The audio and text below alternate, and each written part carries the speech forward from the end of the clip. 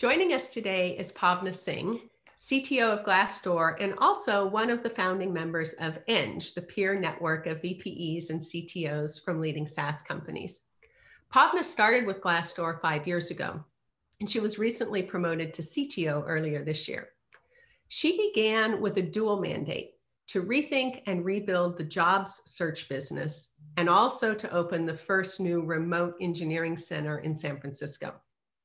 It was an opportunity to impact not just Glassdoor, but all of its users and their careers. And there were a few moments of fear as well as elation. Today, she's here to share her story on scaling new heights. Bhawna, welcome. Thank you, Christine. It's a pleasure to be here with you. So start by just painting the picture for us of the situation 5 years ago when you first joined Glassdoor. Sure. And before I start with the picture, let me just share what Glassdoor is. At Glassdoor, our mission is to help people everywhere find a job and company they love. And we do this by powering workplace transparency through our site, which gives people necessary information such as company reviews, salary, interview, or benefits at the company. And recently, we also rolled out diversity and inclusion related information so you can make the most informed decision before you take on a new role.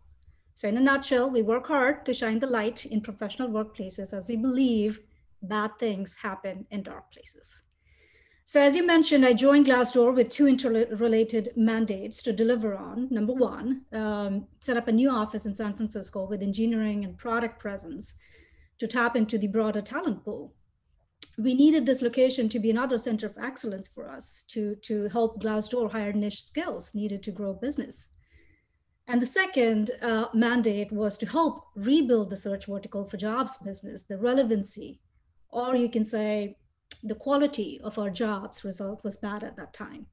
Our users were not engaging with our jobs vertical, and we knew that if we turned it around, we'll have another strong revenue stream for the company. So here I was, a new leader who was going to move a few teams from our Mill Valley office to start the remote San Francisco office, leading all functions from facilities to recruiting to product and engineering, and was responsible for building a robust search platform with high relevance. So as you started both of those journeys simultaneously, the new site and the search rebuild, what were the biggest hurdles that stood in your way? Yeah, outside of planning the move itself, hiring for niche talent in a competitive market was a challenge in itself. Establishing the Glassdoor brand in San Francisco and attracting talent was the first course of action to get the recruiting wheel going. Next, to improve the quality of search, we had to start measuring it.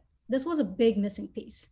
We knew our relevance was bad, but we didn't have a measuring unit to say how bad. And I believe in if we cannot measure it, we cannot improve it. So before we could start working on improving the quality of our search, we had to identify the measuring metric, the process of measuring it, and building trust in that metric. Because if everyone does not believe in the measuring metric, then we won't be effective in rallying behind to move the needle on it. So we needed both offline and online tracking, and of course, including and building a team and a platform to track it.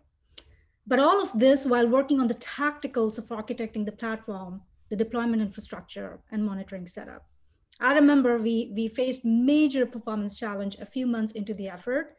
We got so head down on improving the quality of the system that for a brief period, we took our eyes off the performance.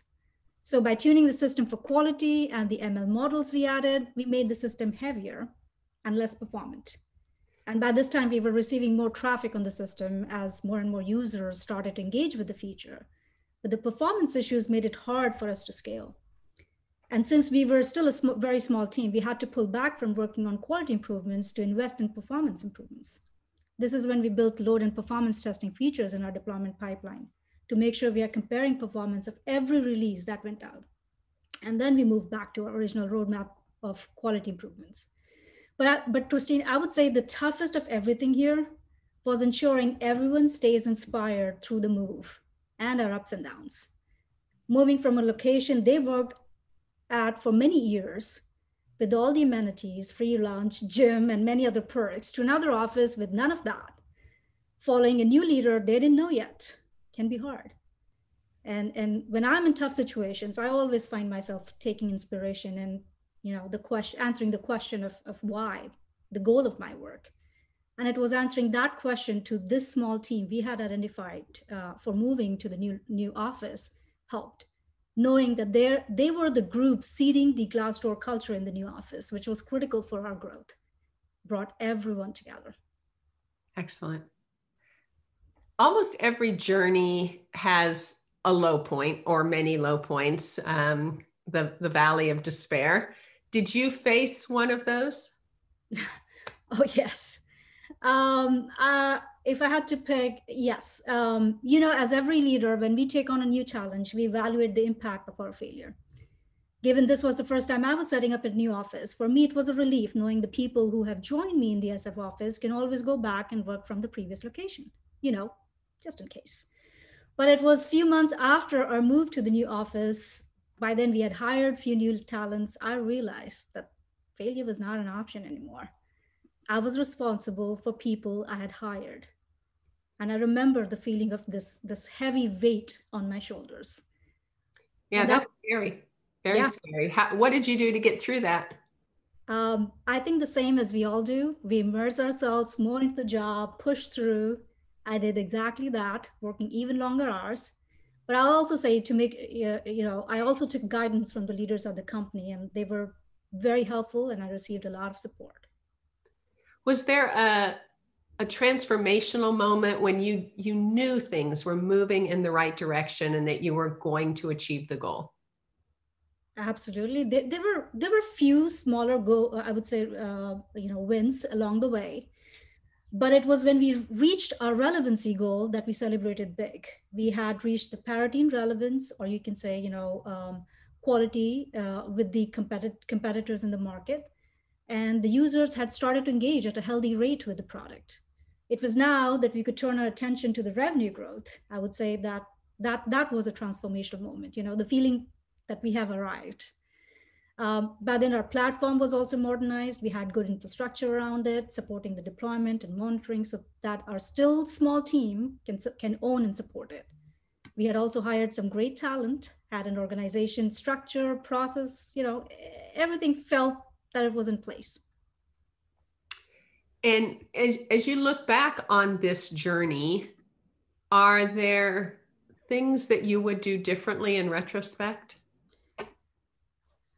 Before I go into what I would do differently, let me share something that I think I would do again and again if I am in the same situation, which is if I'm in the situation of setting up a new remote office, seeding the new location with few people from your existing space really worked out for us. Having people who have experienced the company culture and are driven by a mission are key to building out the new location. So that really worked out for us. And I think that's a takeaway I would take anywhere if I'm in the same situation again. Now, for things I would do differently, as I mentioned earlier, that in an effort to improve the quality of the system, we took our eyes off the performance. And it's a hard balance to strike when you have a small team with a larger charter and with lots riding on their success. But I would push myself to strike a balance between infrastructure investment and innovation. In our case, we focused more on building new features to meet our quality goals while the infrastructure improvements followed until we were hit by performance issues. After, just for you to know, after we hit our relevancy and quality goals, as I mentioned before, we did strike a balance and were able to invest more in infrastructure and system improvements. We also had a larger team by then, and the big investment we kicked off was migrating our whole web app technology, which was a big monolith to smaller applications and new tech stack.